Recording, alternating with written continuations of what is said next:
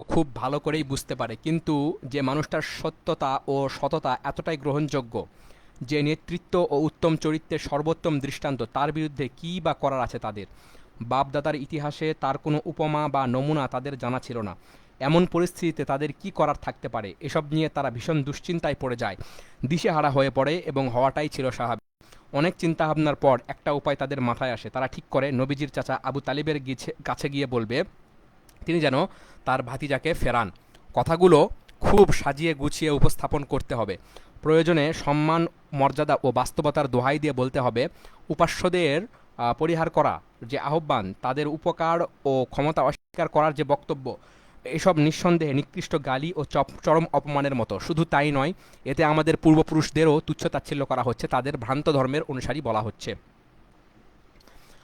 আবু তালিবের সাথে কুরাইশের বৈঠক।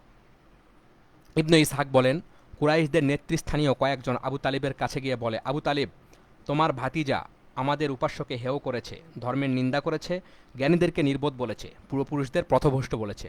হয় তুমি তাকে ফেরাও, আর নয়তো তাকে আমাদের হাতে ছেড়ে দাও, কারণ তোমার সাথে আমাদের কোনো বিরোধ নেই, আমরাই তাকে দেখে নেব। আবু তালেব খুব ঠান্ডা মাথায় নম্র ভাষায় বিনয়ের সাথে জবাব দেন। তার কথায় আশ্বস্ত হয়ে তারা ফিরে যায়। ওদিকে নবীজি সাল্লাল্লাহু আলাইহি ওয়াসাল্লাম তার দায়িত্ব পালন করতে থাকেন, আল্লাহর দিনের দাওয়াত পৌঁছে দিতে থাকেন। দিন থেকে হাজিদের দূরে রাখার চক্রান্ত। এ সময় কুরাইশদের একটি গুরুত্বপূর্ণ বিষয় বিবেচনায় নিতে হয়, তা হলো প্রকাশ্যে দাওয়াতের কাজ শুরু হয়েছে মাত্র কয়েক মাস, এরই মধ্যে হজের মৌসুম চলে এসেছে। তারা জানে হজের সময় আরবের বিভিন্ন অঞ্চল থেকে দলে দলে লোকজন মক্কায় আসবে, তাই আগত আরব মেহমানদের নবীজি সাল্লাল্লাহু আলাইহি ওয়াসাল্লাম সম্পর্কে এমন কিছু বলতে হবে যেন তারা তার কথায় প্রভাবিত না হয়। এই পরিকল্পনা নিয়ে তারা ওয়ালিদ ইবনু মুগীরার কাছে হাজির হয়। ওয়ালিদ তাদের বলে, তোমরা তার ব্যাপারে বলার মতো সুনির্দিষ্ট কিছু খুঁজে বের করো, যাতে শব্দ ব্যবহারে তোমাদের মধ্যে মতবিরোধ দেখা না দেয়। অন্যথায় তোমরাই মিথ্যাবাদী প্রমাণিত হবে এবং এতে তোমাদের কথার গ্রহণযোগ্যতা নষ্ট হবে। তারা বলে, তাহলে তুমিই বলো, কি বলা যায়? সে বলে, বরং তোমরাই বলো, আমি শুনছি। তারা বলে, আমরা তাকে গণক বলবো। ওয়ালিদ বিরোধিতা করে বলে, আল্লাহর কসম, সে গণক নয়। আমি বহু গণক দেখেছি, গণকের যে আচরণ উচ্চারণ, তার মাঝে সেগুলো নেই। তারা বলে, তাহলে পাগল বলবো।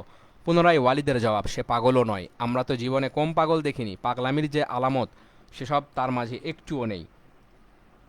তারা বলে, তাহলে আমরা তাকে কবি বলবো। সে বলে, সে কবি নয়, কবিতার ব্যাপারে আমাদের চেয়ে ভালো আর কেউ জানে না, কোনোভাবেই তার কথামালা কবিতা হতে পারে না। তারা প্রস্তাব দেয়, তবে কি তাকে জাদুকর বলবো? সে বলে, মোহাম্মদ জাদুকরও হতে পারে না। আমরা বহু জাদুকরের জাদু দেখেছি, তারা যে ফুৎকার দেয়, গিট দেয়, এসবের কিছুই সে করে না। আগত কুরাইশ দল শেষমেশ হতাশ হয়ে বলে, আমরা তাহলে কি বলবো? এবার ওয়ালিদ বলতে শুরু করে, আল্লাহর কসম, তার কথায় মুগ্ধতা মিষ্টতা মিশানো, তার কথামালা খুবই তাৎপর্যপূর্ণ। তোমরা তার বিরুদ্ধে যাই বলো না কেন, তা যে মিথ্যা মানুষেরা তা ধরে ফেলবে। তারপরও তাকে তোমরা জাদুকর নাম দিতে পারো। সে এমন কিছু জাদুকরী কথাবার্তা বলে যাতে পিতা পুত্র, ভাই ভগ্নী, স্বামী স্ত্রী এবং পরিবার ও ব্যক্তির মাঝে বিচ্ছেদ তৈরি হয়ে যায়। এই সিদ্ধান্তের উপর স্থির হয়ে যায় যে তারা ওয়ালিদ ইবনে মুগীরার কাছ থেকে ফিরে এই সিদ্ধান্তের উপর স্থির হয়ে তারা ওয়ালিদ ইবনে মুগীরার কাছ থেকে ফিরে যায়। কিছু কিছু বর্ণনা থেকে জানা যায় ওয়ালিদ তাদের প্রস্তাব নাকচ করে দেয়। তখন তারা তার কাছে পরামর্শ চায়। সে তাদের কাছে সময় চেয়ে নেয় এ নিয়ে বিস্তরভাবে। তারপর তার কাছে উল্লেখিত মতটি তুলনামূলক কার্যকর ও নিরাপদ মনে হয়। ওয়ালিদ ইবনে মুগীরা সম্পর্কে কুরআনুল কারীমে সূরা মুদ্দাসসিরের কয়েকটি আয়াত অবতীর্ণ হয়, তাতে তার চিন্তা ফিকিরের পূর্ণাঙ্গ চিত্র উঠে এসেছে। আল্লাহ তাআলা বলেন, ইন্নাহু কাব্বারা কদ্দারা ইন্নাহু ফাক্কারা ওয়া কদ্দার ফাকতিলা কাইফা কদ্দার। সে চিন্তা করেছে এবং মনস্থির করেছে। হ্যাঁ, ধ্বংস হোক সে, কিভাবে সে মনস্থির করেছে, আবার ধ্বংস হোক সে, কিভাবে সে মনস্থির করেছে। সে আবার দৃষ্টিপাত করেছে, অতঃপর সে ভ্রু কুঁচকে ফেলেছে এবং মুখ বিকৃত করেছে, এরপর পৃষ্ঠ প্রদর্শন করেছে এবং অহংকার করেছে। তারপর বলেছে, এ তো লোক পরম্পরায় প্রাপ্ত জাদু ছাড়া আর কিছু নয়, এ তো মানুষের উক্তি ছাড়া আর কিছু নয়। স্থির সিদ্ধান্ত হলো বা সিদ্ধান্ত স্থির হলো, তা এবার বাস্তবায়নের পালা। মক্কার সকল প্রবেশপথে আগন্তুকদের অপেক্ষায় তারা অবস্থান নেয়। তাদের পাশ দিয়েই যারাই হারামে প্রবেশ করে নবীজির ব্যাপারে তারা সতর্ক করে দেয়। এসবের মধ্যে নবীজি আগন্তুকদের অবতরণস্থল উকাজ, মাজান্না, জুল মাজাজ এবং অন্যান্য মেলা ও মিলন কেন্দ্রে গিয়ে তাদের দাওয়াত দিচ্ছিলেন। তিনি যখনই কোথাও যাচ্ছিলেন, আবুল আহাব তার পিছু পিছু নিয়ে গিয়ে বলছিল, তোমরা তার কথায় কান দিও না, সে একজন ধর্মত্যাগী, মিথ্যাবাদী। এতে করে আরবরা নবীজি সাল্লাল্লাহু আলাইহি ওয়াসাল্লামের বিষয়ে আরও ভালোভাবে জানতে আগ্রহী হয় এবং তাদের মাধ্যমে সমগ্র আরব ভূমিতে তার আলোচনা ছড়িয়ে পড়ে। দিন প্রচারে যত বাধা। কুরাইশরা যখন বুঝতে পারলো নবীজি সাল্লাল্লাহু আলাইহি ওয়াসাল্লামকে কোনোভাবেই তার কাছ থেকে ফেরানো সম্ভব নয়, তখন তারা আবার নতুন করে চিন্তাভাবনা শুরু করে। নবীজির দাওয়াতি মিশন সমূলে উৎপাটনের জন্য তারা যে সকল পন্থা অবলম্বন করেছিল তার সারাংশ নিচে তুলে ধরছি। এক, নবীজি সাল্লাল্লাহু আলাইহি ওয়াসাল্লাম ও সাহাবীদের উপহাস ও তুচ্ছতাচ্ছিল্য করা, তাদের নিয়ে হাসি তামাশা করা, এসব করে তারা মুসলিমদের মানসিকভাবে বিধ্বস্ত করতে চাইতো। নবীজির উপর খুবই ফালতু ও হাস্যকর অপবাদ দিত। তারা তারা তাকে পাগল বলতো। আল্লাহ তাআলা বলেন, ওয়াকালু ইয়া আইয়ুহাল্লাযী নুজ্জিলা আলাইহি যিকরু ইন্নাকা লামাজনুন। তারা আপনাকে বলে তোমার উপর নাকি কোরআন নাজিল হয়েছে, তুমি তো একটা পাগল। তারা তার কথাকে জাদু ও মিথ্যা বলতো। আল্লাহ তাআলা বলেন, ওয়াজিবু আন জাআহুম মুনযিরুম মিনহুম ওয়া ক্বালাল কাফিরুনা হাযা সাহিরুন কাযযাব। তারা অবাক হয় এটা ভেবে যে তাদের কাছে তাদের মধ্য থেকে একজন সতর্ককারী আগমন করেছে, আর কাফিররা বলে এ তো এক মিথ্যাচারী জাদুকর। তারা তাকে বাঁকা চোখে দেখতো, তার প্রতি ঘৃণা পোষণ করতো। আল্লাহ তাআলা বলেন, ওয়া ইন ইয়াকাদুল্লাযীনা কাফারু লা ইউযলিকুনাকা বিআবসারিহিম লাম্মা সামি'উ যিকরা ওয়া ইয়াকুলুনা ইন্নাহু লামাজনুন। কাফেররা যখন কোরআন শোনে তখন তারা যেন কড়া দৃষ্টিতে আপনাকে আছড়ে ফেলবে এবং তারা বলে সে তো একজন পাগল। নবী সাল্লাল্লাহু আলাইহি সাল্লাম যখন তার দুর্বল সাহাবীদের নিয়ে কোথাও বসতেন, তারা উপহাস করে বলতো কোরআনের ভাষায়, হা উলা ইমান্নাল্লাহু আলাইহিম মিন বাইনিনা। আমাদের সবার মধ্যে হতে এদেরকেই বুঝি আল্লাহ আপন অনুগ্রহ দান করেছেন। আচ্ছা, জবাবে আল্লাহ তাআলা বলেন, আলাইসাল্লাহু বিআলাম বিশ-শাকিরিন। আল্লাহ তাআলা কি কৃতজ্ঞদের সম্পর্কে অবগত নন? তাদের সেসব ঘটনা আল্লাহ বর্ণনা করেন এভাবে, সূরা মুতাফফিফিনে আমরা যেগুলো পড়েছি। আচ্ছা, নবীজির শিক্ষা দীক্ষা ও উপদেশের ব্যাপারে মানুষের মনে সংশয় সৃষ্টি করা, তার যাবতীয় প্রচেষ্টা ও ব্যক্তিত্বের বিরুদ্ধে অবান্তর যুক্তি দাঁড় করানো, এসব তারা অত্যন্ত গুরুত্ব সহকারে প্রচার করে বেড়াতো, যেন জনসাধারণ তার দাওয়াত নিয়ে চিন্তাভাবনার সময় না পায়। কোরআনে তাদের ব্যাপারে বলা হয়েছে, ওয়াকালু আসাতিরুল আউয়ালিন ইকতাতাবাহা ফাহিয়া তুমলা আলাইহি বুকরাতা ওয়া আসিলা। তারা বলে এগুলো তো আগেকার লোকদের উপাখ্যান মাত্র, যা সে কাউকে দিয়ে লিখিয়ে নিয়েছে। সকাল সন্ধ্যা তার কাছে এসবেরই চর্চা হয়। ইন হাযা ইল্লা ইফকুন ইফতারাহু আনাহু আলাইহি কওমুন আখরুন। এটা তার উদ্ভাবিত মিথ্যা মাত্র, অন্য লোকেরা তাকে সাহায্য করেছে এতে। ইন্নামা ইউআল্লিমু বাশার, এক ব্যক্তি তাকে এসব শিখিয়ে দেয়। নবী সাল্লাল্লাহু আলাইহি ওয়াসাল্লামের ব্যাপারে তাদের কথাগুলো কোরআনের পাতায় এভাবে ফুটে উঠেছে, ওয়াকালু মা আলি হাদার রাসূল। তারা বলে এ কেমন রসুল যে খাবার খায় আবার হাটে বাজারে চলাফেরাও করে। কোরআনুল কারীমে তাদের এসব কথার আপত্তি ও কুযুক্তির খণ্ডন করা হয়েছে নানাভাবে। 3, কোরআন থেকে জনমানুষকে ফিরিয়ে রাখা। বর্ণিত আছে, নাসর ইবনে হারিস কুরাইশদের একবার বলে, শোনো কুরাইশের লোকেরা, তোমরা এমন এক পরিস্থিতির মুখোমুখি হতে যাচ্ছ ভবিষ্যতে যা তোমাদের নিয়ন্ত্রণের বাইরে চলে যাবে। মুহাম্মদ সাল্লাল্লাহু আলাইহি ওয়াসাল্লাম তোমাদেরই একজন। হ্যাঁ, সে ছিল তোমাদের মাঝে সকলের প্রিয়, সবচেয়ে সত্যবাদী, সর্বশ্রেষ্ঠ আমানতদার। এরপর পরিণত বয়সে সে যার নিজস্ব মতবাদ নিয়ে হাজির হলো, তখন তোমরা তাকে জাদুকর বললে। আল্লাহর কসম সে জাদুকর নয়। আমরা জাদু ও জাদুকরদের কৃতকর্ম দেখেছি। এলাকার কথা, নজর বিন হারিসের কথা। তারপর তোমরা তাকে গণক বললে। আল্লাহর কসম সে গণক নয়, আমরা গণকদের কাজকর্ম দেখেছি। এরপর কবি বললে। আল্লাহর কসম সে কবিও নয়, আমরা কবিতা দেখেছি এবং কবিতার ধরন ও প্রকারভেদ সম্পর্কে আমরা জানি।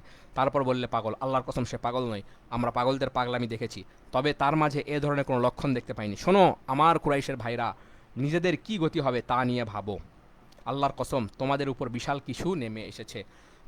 নজর ইবনুল হারিস একবার হীরায় গমন করে।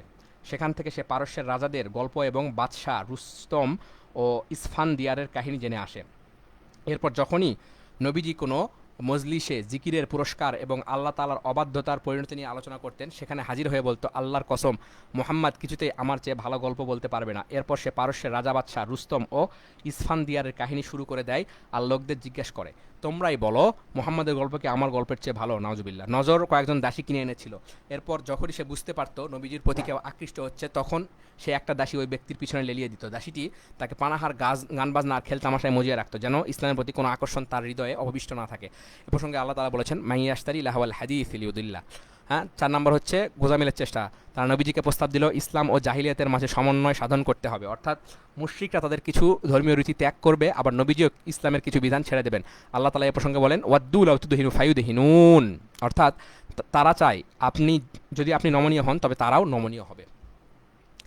আচ্ছা, এ বিষয়ে ইমাম ইবনে জারির ও তাবরানি থেকেও আরও একটি বর্ণনা পাওয়া যায়, যা থেকে বোঝা যায় মুশরিকরা নবীজি সাল্লাল্লাহু আলাইহি ওয়াসাল্লামের কাছে প্রস্তাব পেশ করল তিনি পূর্ণ 1 বছর তাদের উপাস্যদের উপাসনা করবেন, তারপর আবার পূর্ণ 1 বছর নবীজির রবের ইবাদত করবে। আবদ ইবনে হুমায়দ থেকে অপর এক বর্ণনা আছে, তারা বলেছিল, তুমি যদি আমাদের প্রভুদের মেনে নাও, আমরাও তোমার রবকে মেনে নেব। ইবনে ইসহাক বর্ণনা করেন, নবীজি সাল্লাল্লাহু আলাইহি ওয়াসাল্লাম একবার বাইতুল্লাহ তাওয়াফ করছিলেন। এ সময় আসওয়াদ ইবনে আব্দুল মুত্তালিব, ইবনে আসাদ ইবনে আব্দুল উজ্জা, ওয়ালিদ ইবনুল মুগিরা, উমাইয়া ইবনে খলফ, আস ইবনে ওয়াইল আস-সাহমি নবীজির গতিরোধ করে। তারা প্রত্যেকে নিজ নিজ জাতির গণ্যমান্য ব্যক্তিবর্গ, তারা সবাই সম্মিলিতভাবে নবীজিকে প্রস্তাব জানায়, চলো মুহাম্মদ, আমরা তোমার উপাস্যের উপাসনা করব আর তুমিও আমাদের উপাস্যদের উপাসনা করবে। এতে আমরা সবাই একটা মীমাংসায় পৌঁছাতে পারবো। তখন তোমার উপাস্য যদি আমাদের উপাস্যের তুলনায় উত্তম হয়, তবে আমরা তার থেকে কল্যাণ লাভ করব, আর আমাদের উপাস্য যদি তোমাদের উপাস্যের চেয়ে উত্তম হয়, তবে তুমিও তাদের থেকে কল্যাণ লাভ করবে। তাদের এই প্রস্তাবের ব্যাপারে আল্লাহ তাআলা সূরাতুল কাফিরুন অবতীর্ণ করেন। আচ্ছা, আল্লাহ তাআলা এই শক্ত জবাবের মাধ্যমে তাদের হাস্যকর প্রস্তাবটি ধূলিসাৎ করে দেন। আচ্ছা, ভুল হয়ে গিয়েছে, আমাদের নতুন একটা ইয়ে শুরু করতে হবে, এটা কেটে দিতে হবে। হ্যাঁ, আচ্ছা, ততক্ষণ আমরা দেখি যে আমাদের ভিডিও হচ্ছে কিনা। আলহামদুলিল্লাহ, আমাদের ভিডিও হচ্ছে। আচ্ছা,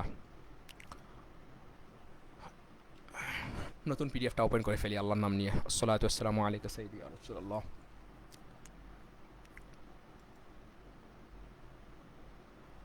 সাল্লাল্লাহু আলাইহি ওয়াসাল্লাম, সাল্লাল্লাহু আলাইহি ওয়াসাল্লাম, আসসালাতু ওয়াসসালামু আলাইকা সাইয়্যিদি ইয়া রাসূলুল্লাহ,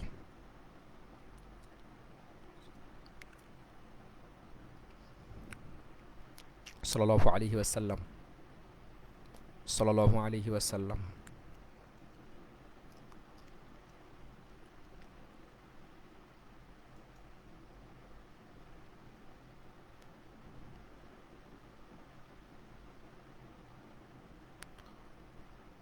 আচ্ছা,